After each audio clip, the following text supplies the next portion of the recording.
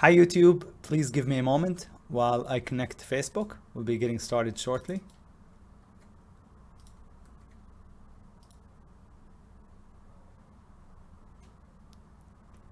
And I think we should be live on Facebook. Hi everybody, hope you're doing well and happy Mother's Day to all the great mothers out there. I'm Sami Abusad, Director of Education at T3 Live. We're going to be going over the charts, going over the market, and I'll give you my bias and game plan for next week. But we will also be reviewing some amazing swing ideas, so make sure to stick around. Before we start, as always, a standard required disclaimer to let you know that trading is risky and that whatever we discuss is for educational purposes only. If you'd like to download a copy of my free ebook, link for that is in the description below. Without further ado, let's get to the charts and get started. If you find benefit in today's video, please be sure to hit the like button. And if you have any questions for us, email us, info@t3live.com. Again, info@t3live.com. Here we go. So the market is, especially the NASDAQ, the Qs, is really, really bullish. But it hasn't gone anywhere in like a month or so. When I say really bullish, I just mean, we have a strong uptrend in place. So, it's been bullish. But the last month or so, it went sideways. And it feels a little bit unhealthy to me. I don't know what's going on. Look at the SPY. Bullish also, but not as bullish as the Qs.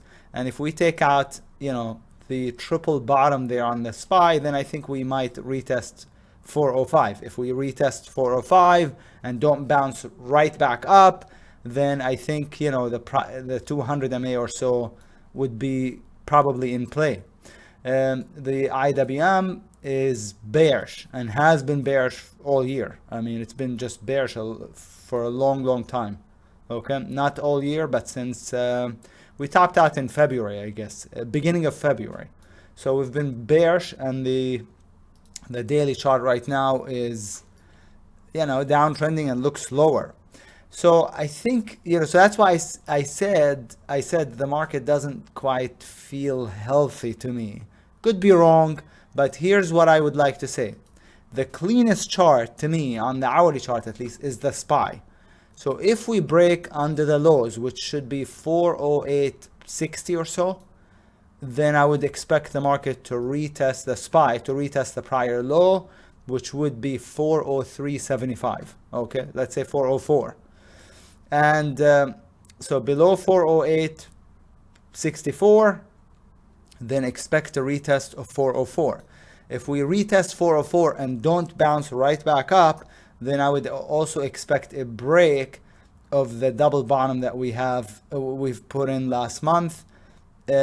And I would expect the market, the SPY, to retest the 200 MA around 396 or so. Let's take a look at the weekly chart. So here is the weekly chart. Yeah, bullish still, but if we start to break down on the hourly, then I would definitely expect a retest to the bottoming tails. We retest and don't bounce back up, then maybe we start to see a breakdown. But we don't really know. I don't have enough information just yet. We'll find out, I think, next week. Okay, this week. So the bias is going to be neutral to slightly bullish, since the market is, the SPY and the IWM and the Qs are in an uptrend. But I'm gonna be careful, because any kind of a break on the SPY, then I think we're lower. All right, so that's kind of my bias for next week. It's not an easy, it's not a slam dunk. So it's more of an, if this happens, then that's what I'll do. If that happens, then I'll be bearish. You see what I mean? It's not really super easy or clear. Here's some of the ideas that I got for next week. If you'd like to get a more extensive list, more comprehensive list, it's in the description of the video. These are just the symbols that I want to review with you, but there's a longer list, a slightly longer list in the description. I have BEPC basing up the highs after a really bullish gap and a pop. So if we look at the weekly chart, that's a 1, 2, 3 on the weekly with a tradable void above. So I like it higher over 35.80, stop under 34.65, and target, we're talking about close to $40. So it's got good reward to risk on the BECP. The CSGP, I don't mind the weekly. I like the monthly a lot, and I like the daily just as much with this daily buy setup. So long over here, stop right here, and target 1 would be about 78, and target 2 about 85. So it's got a lot of room, but it's not my favorite play, and I'm only picking a few plays for Monday. If you're a subscriber, I've already completed the newsletter. You can check it out by going to your customer portal, or if you want to wait for the email, it'll hit your inbox first thing tomorrow morning. EW has been basing pretty tight base, so I like it higher over the base. Stop can be under the base and under the 20, or if you want to use a really long big stop, then down here, and then as a long-term play. I like the EW on the daily chart for a base breakout. I also like the fast daily base breakout. Reminds me a little bit of the MNST, which was played last week or the week before, and it's staying super bullish. I think MNST is going to the moon. So fast, similar, but it's, even though it's called fast, it's actually slow. Doesn't move that much that quickly. I like it higher over 55.40, let's just say 55.40, and then the stop is not very clear. One can use the bottoming tail. I would use the pivot, which is safer, which would be 52.29, okay, on the fast. And if it breaks out, because it's a long-term base and it has a rounding bottom to it, it should lead to a much higher prices. Okay, that's what I think. GPK is, the daily is not very good. If we look at the weekly, it should be a 1, 2, 3 on the weekly chart. So I like it higher over 26.20, stop under 25.40, 1, 2, 3 on the weekly. Okay, the HLIT, I mean, wow, look how bullish last week was with that igniting wide range bar right to the prior highs, maybe even took them out. Looks like it did. So I like it off the daily as a long over this little base, stop under the bottoming tail. Very, very bullish stock, HLIT. Now, speaking of bullish, there's nothing out there that's more bullish than IMGN. Nothing. But I also don't like to play the breakout after a mega gap up. This is like 100% gap up, maybe slightly even more, and then it stayed absolutely at the highs, did not pull in at all, didn't drop into the gap fill. So it is incredibly bullish, but I normally don't like to play the first breakout after a mega gap up. So I don't know, I'm a little torn about it because I love that super extreme bullishness, but I like the tight base. Look how tight the base is. So over the base, if you like, stop under it, which would be, so over 14 by 12, let's say 70 by 12.70. So it's $1.30. I like it a lot, but I told you what my only issue with it is. The LRCX, a lot of the tech stocks, the semiconductor stocks have popped. This one hasn't, and it's been basing nicely. It's a $500 stock, so it's expensive, and it could be a margin hog. Might need a lot of buying power to play this, but I like it over 536.50, stop under 507.19. Okay, also as a long-term play. NYCB is already an open position, but I would like to add to it over 1025. Stop would be under 972.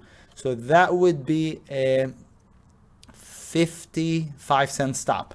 Okay, approximately 55 cents over 1025. This is the only bank that's really from the small banks that's really, really bullish. Everything else is a disaster. I think the PACW looks like it wants to gap down. Let me go to change the scaling a little bit and show you, but it looks like it wants to drop to me. It tried to go higher, and I played it, but it looks like it's gonna break down tomorrow on the hourly chart. So here's the hourly for PACW, PACWest. It looks lower, doesn't it? All right, moving on. Oracle also triggered on Friday, but I figured it's not too late. and I still like it over $98 long, stop under 96.10. So 98 by 96, $2 stop. Like it higher. So bullish. Oracle, Salesforce, they're both in the same business. So bullish, amazing, right? So I like it. RELY, base at the highs. Let's take a look at the weekly and look at the weekly chart. Beautiful. Look at that bottom that took 2 years to build, or a year plus, about a year and a couple months. So I like it higher over the daily base, which is 1860. Stop would be under 1780. That's the tightest stop, okay? And target 1 would be about 21, 22, about 22, and target 2 would be maybe 35. STNE is already an open position, but it looks like it bottomed. So I like it higher. Here's the monthly, here's the daily. Daily is not the best. I am in it from, I played it twice. So we have 2 open positions in the newsletter, over the base and then over this most recent base too. And there's another base now, over the highs, stop under it. Admittedly, right now it's not as good as it looked back here, but I like it higher long term, which is why I'm mentioning it. The shorts, normally I don't have a very long bearish list. Today I have even a longer list. So bear with me as I review it. ADT, sell setup. Now, we also don't normally like to have a too strong of a retracement. So we don't like to see more than 40 to 60%. I would say that's about 60% retracement to the most recent drop. So it's a little bit bullish. I like the location off the 20.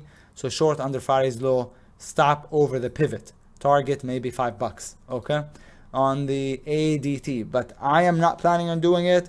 If you want the exact picks with the entries, the stops, the targets that I'm looking to do, you have to subscribe. And if you want to do so, link in the description. AG has a 1, 2, 3. Under 629 by 644, target the prior lows, which is about 550. So it's good R to R, good reward to risk.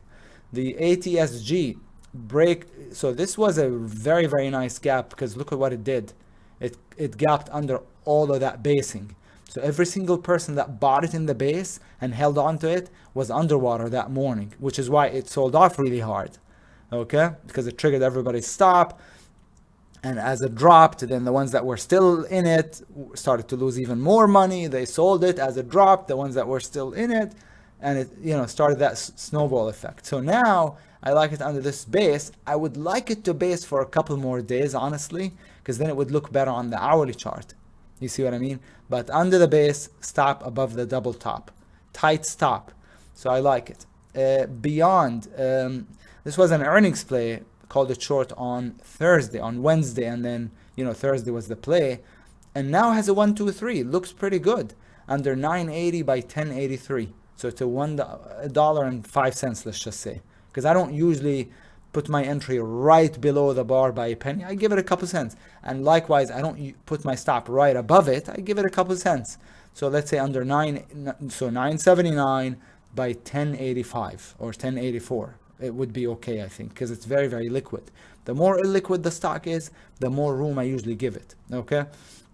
Remember when Beyond Meat was $200 and something, I think 240? 240. Wow, it's at $10 today. Amazing the change in fortunes, I guess, right? It's a lot of the growth stocks got killed, but Beyond really started to have problems very shortly after it went IPO in 2019. So, it crashed, and then I guess it recovered during the pandemic, almost recovered all the way back up to the highs, and now down to $10, an all-time low, no support below, it looks lower, like it. CTLT, down a lot. The setup isn't very good. I love this gap because it left behind this is an island reversal gap, and we got another island reversal gap over here when it gapped down. So I don't know if I've ever seen 2 island reversal gaps on the same chart. I don't think I've ever seen that. Again, one island reversal right here, another island reversal by gapping under this island. So those are really bearish gaps. So I like it short under the lows, okay? Whatever the low is, stop would be under 34.63. Sometimes I check and tell you the exact low, but sometimes, you know, I don't want to waste too much time by checking. So the low is 32.20. That's the lowest low. So that would be the entry. The stop would be over the pivot, which would be over 34.63. Okay, on the CTLT. EXFY is a 1, 2, 3, 4 pattern. Also a gap below a base, and then a couple of doji bars. So short under 565, stop over 616. Okay, looks good, like it. HMST is very, very thin, so be careful. It's very illiquid. It's a bank, and I like it short under the base, which is about 580. Stop over the base, which is about 650. Okay, so it's about a 70-cent stop, but really nice. Notice the 1, 2, 3 over here. I don't think I played it, but it worked. 1, 2, 3, 4, 2 doji bars, and then boom. So a lot of these, like this one, it's the same, but it hasn't dropped yet. But you see what I mean? It's the same as this was. Actually, FARO is an open position, same thing. So you get the gap down under the base, couple of doji bars, and then it triggered, I don't know what day last week, but it's an open position also in the newsletter, probably Tuesday or so, 5/9, May 9th, and it's beautiful. So some of these will turn, you know, after a few days or by the end of the week, they should look like the FARO. They should look like the HMST was over here. Hopefully, that's if they work out. That's if they work out. Next on the list is the LYFT, and LYFT looks like, I mean, I don't know. It's in big trouble. Look at the LYFT monthly chart. The base at the all-time low. That does not look good at all. So short under 4, no. Under 806, stop over, could be, you know, 1124 if you want to use a really wide stop. But I think, no, it doesn't need to be 1104. 908 would be the widest stop that's necessary. So under $8, stop over 908, long-term play. It looks like it's, who knows how low it can get. $1, $2, $3, who knows? But it looks like it could be a long-term short based on the monthly chart. The MXCT is a 1, 2, 3. So short under 367, stop over 391. Another 1, 2, 3. Not my favorite because the lows of these bars are not the same, you know, but it's not bad. Look at the 9-hourly chart. Wow, that's a nice breakdown setting up, isn't it? Under the base. In this case, I don't think we would need to wait for the low to get taken out, just under the base. And look how tight the stop would be, just right here. That's pretty good. So I like it. I like it a lot on the 9. And short would be under 305. Stop, I would say, over 322. Okay? A Playboy. I know it's your favorite website, but it looks lower. I'm going to short it. I like it under 155, all-time low also. I remember when I played it short at 12, and I quickly got out of it when it got to like $10 or so. That should be about 10, because I thought, well, it's support, it's probably going to hold. It's at 150, $1.50 now. So we truly have a real crash, but only in the small cap and only in certain stocks. It's not a broad crash like we had, let's say, in 2007, 2008, where everything crashed, especially the banks, of course. But this time around, I mean, if you look at the big names, I mean, look at Nvidia. Holy cow. It's very close to the all-time high. Look at Apple. I mean, what, 2-3% from the all-time high? So the big names, Microsoft, maybe 10%. I have no idea. Not even 10%, probably from the all-time high. So the big names really, they did crash a little bit and then quickly recovered. And though that's like, they make up so much of the market that even one like Apple is a lot larger, has a lot bigger market cap than the entire IWM, than the 2,000 companies that are in the Russell 2000. So that's why this time the crash didn't feel like a real crash, because it wasn't very broad, and the big names quickly bounced after dropping 20, 30. Apple, I don't think it ever I mean, maybe it was 25 down at the most from the top to the bottom, but it wasn't much of a crash really. It was just a correction. Whereas some of the small companies, oh my goodness, they're down 90% or more sometimes. So again, Playboy looks lower under $1.55. The PWSC, I believe, is a weekly 1, 2, 3. What a beautiful weekly chart. So short, but it's a big stop. Short, stop. And target would be the prior low, around $12 on the PWSC. And last but not least is the SRTS, which is another gap under a base, and then another base here on the hourly chart. I believe, yeah, the SRTS is very illiquid, so just be mindful of that. It may not meet your minimum volume requirement. Similar to the HMST, short, this one, the HMST, the bank, short under the base, stop would be above it. And again, I have an even longer list in the video description if you want to check that out. But I like to keep the video short. Today's video is a lot longer than I normally do, but it is what it is. I hope you enjoyed today's video, and I hope you are doing very, very well. And again, if you have any questions for us, be sure to email us, info@t3live.com. Check out the links in the description and let me know what you think. Leave a comment. But with that said, happy Mother's Day again to all the great mothers out there. I'll be celebrating it with my mom. So I'm going to shut down, head over to my mom's and do a few things with her. But all right, that will do it for today. Enjoy the rest of your weekend, and I will see you on the next video. Take care, everybody.